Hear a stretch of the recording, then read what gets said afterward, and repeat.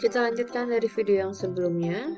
Jadi setelah kita mengetahui P bar, ya, lalu kita lakukan perhitungan biasa seperti langkah-langkah yang pernah kita sudah pelajari sebelumnya. Kita dapat bahwa memang dia terbukti ada perbedaan antara proporsi yang memilih iya pada pria dan wanita, kan? Nah, di sini ada perhitungan untuk confidence interval yang digunakan untuk memperkuat dari uji yang sudah kita lakukan sebelumnya, ya. Di sini nanti P1 kurang P2 plus minus nilai Z untuk alfa per 2 dibagi kali akar P1 kali 1 minus P1 dibagi N1 ditambah P2 kali 1 minus P2 dibagi dengan N2. Seperti itu. Nah, berikutnya kita akan membahas mengenai testing for the ratio untuk populasi. Dua populasi yang kita hitung di sini adalah variansnya, ya.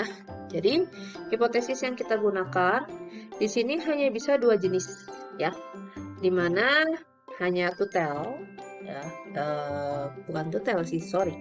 Jadi kita cuma bisa mengatakan bahwa si varians pertama dan varians kedua itu sama atau tidak, atau varians yang pertama itu lebih kecil sama dengan varians kedua, di mana H1-nya adalah varians pertama itu lebih besar daripada varians yang kedua, ya. Jadi kalau kalian ingat, varians itu adalah sigma dikuadratkan, ya. Makanya ketika dia tulisnya sigma 1 kuadrat, itu dia ngomongin soal varians 1, seperti itu. Nah, nanti abstraknya kita menggunakan varians pertama dibagi varians kedua untuk yang sampel. Oke.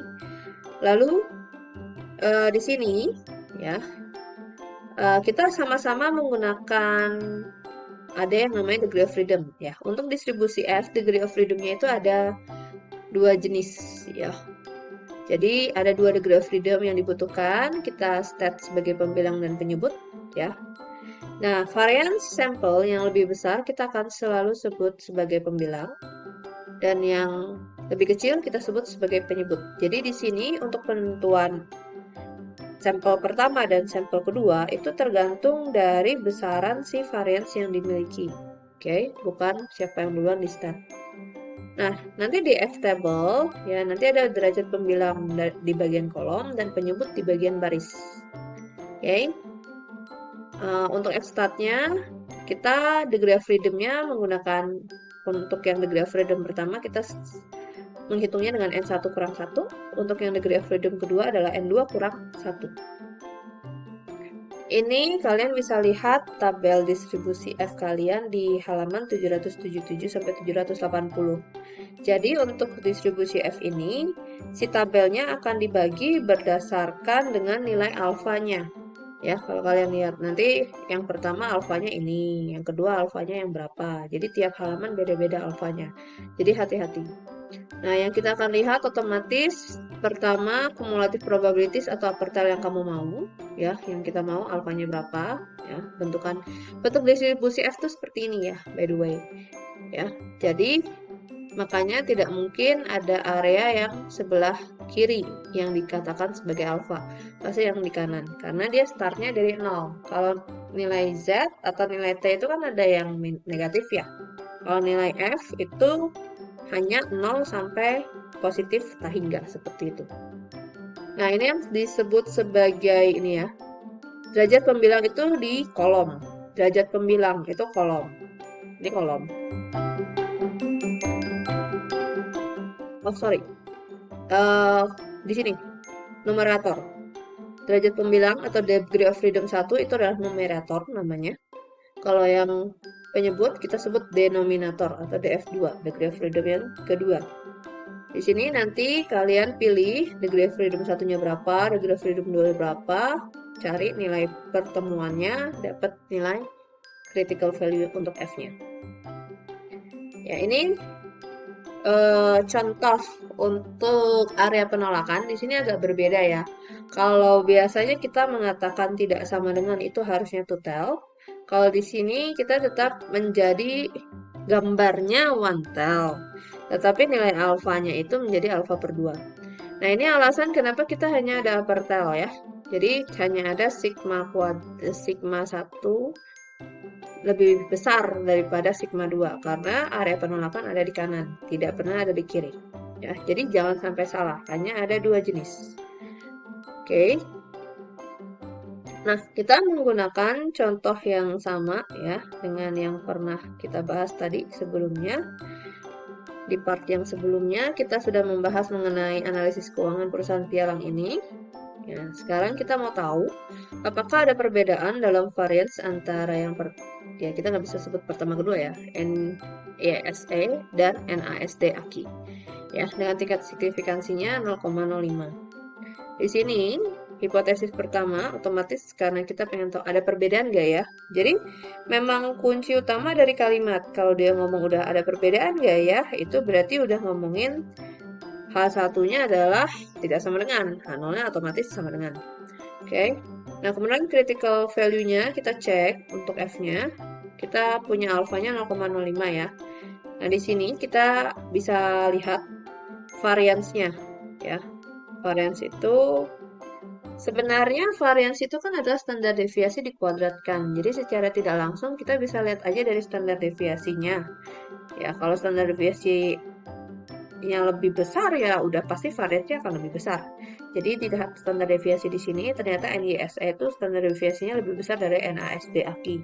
Otomatis kita mengatakan bahwa si NISA ini yang kita sebut sebagai pembilang.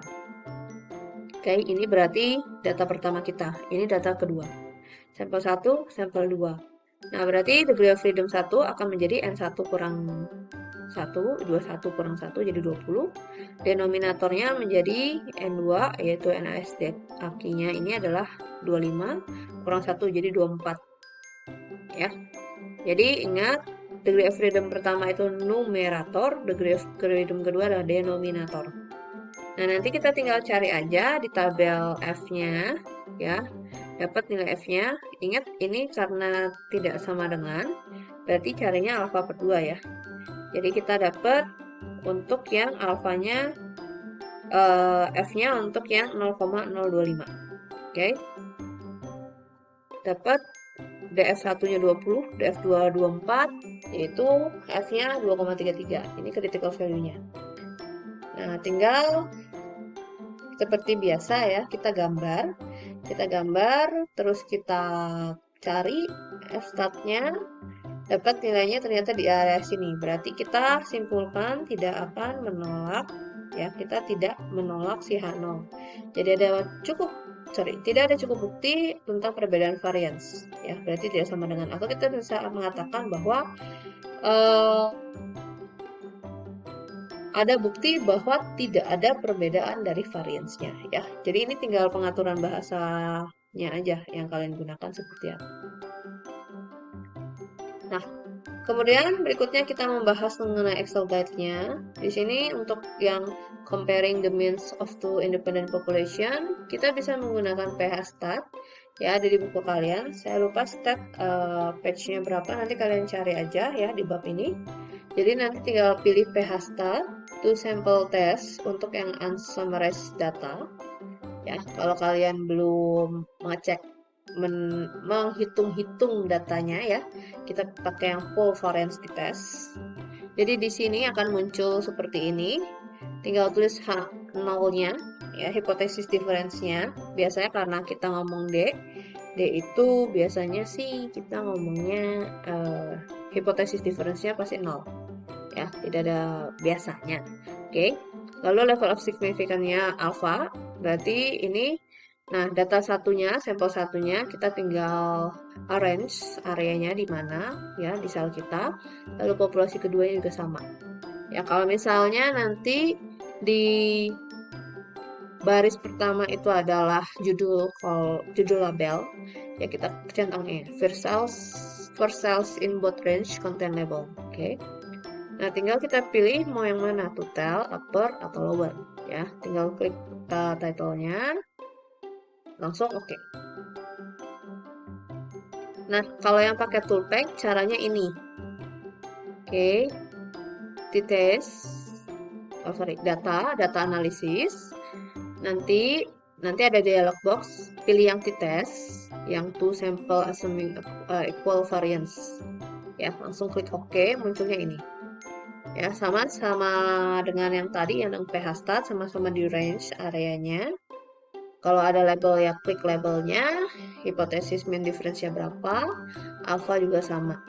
Ya, output optionnya sebenarnya kalian bisa klik ya, mau ditaruh di tempat yang sama, dalam artian di sheet yang sama ya klik yang output range, tinggal klik di areanya yang mana.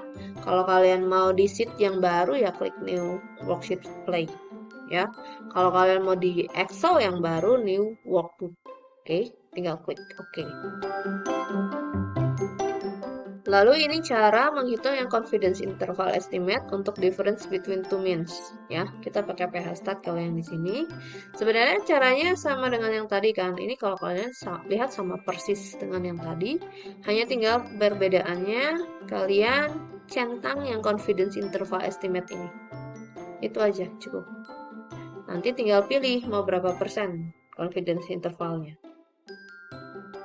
Nah, yang berikutnya ada t-test untuk difference between two means ya, dimana kita mengasumsikan variansinya tidak sama.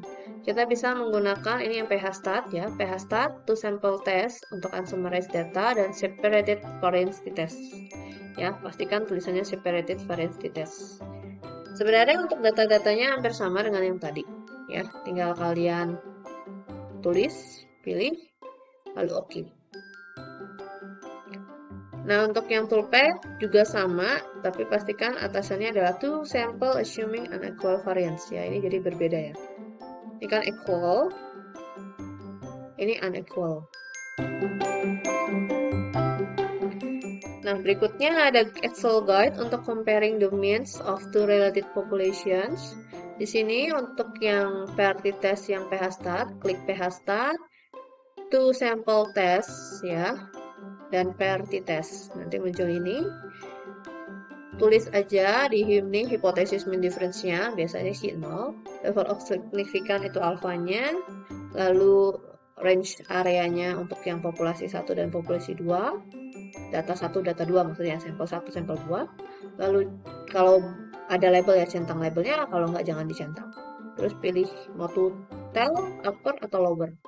Title-nya terserah mau disebut apa. Ya, ini yang toolpath, tinggal data, terus data analisis, pilih yang t-test per to sample for means.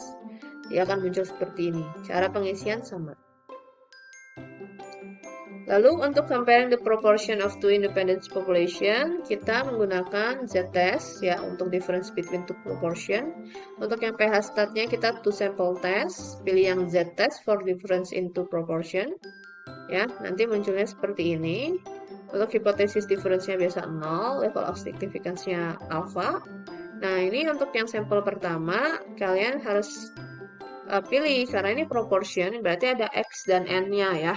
Jadi X-nya berapa untuk yang pertama ya. Di sini X-nya 163, misalnya sampel size-nya berapa, N-nya kan. Lalu setelah itu, yang sampel kedua juga sama. Kalian harus state X-nya berapa, lalu si N-nya berapa. Lalu tinggal kalian pilih mau pakai yang mana, detail, upper, atau lower. Nah, berikutnya kita tinggal pilih aja title-nya mau apa, terserah kalian. Itu. Kemudian tinggal klik OK. Nah, untuk confidence intervalnya, ya sebenarnya ini sama persis ya kalau kalian lihat tabelnya. Tinggal klik aja yang confidence interval estimate-nya, pilih berapa persen. Nah, selanjutnya ada Excel guide untuk F-test for the ratio of two variance. Nah, di sini kita kalau menggunakan phstat, pilih phstat to sample test, terus F-test for difference in two variance. Nah, nanti munculnya seperti ini, ya. Pilih level of significance atau alfanya, lalu range areanya, klik kalau ada label, pilihnya nih ya, seperti yang sudah kita sempat pelajari sebelumnya, bahwa untuk F hanya ada kalau mau pilih to tell atau upper tell aja, nggak ada lower tell, oke? Seperti itu. Nah, yang toolpath, caranya tinggal pilih data, data analisis, lalu F-test to sample for variance, lalu tinggal masukkan data sama seperti yang sebelumnya.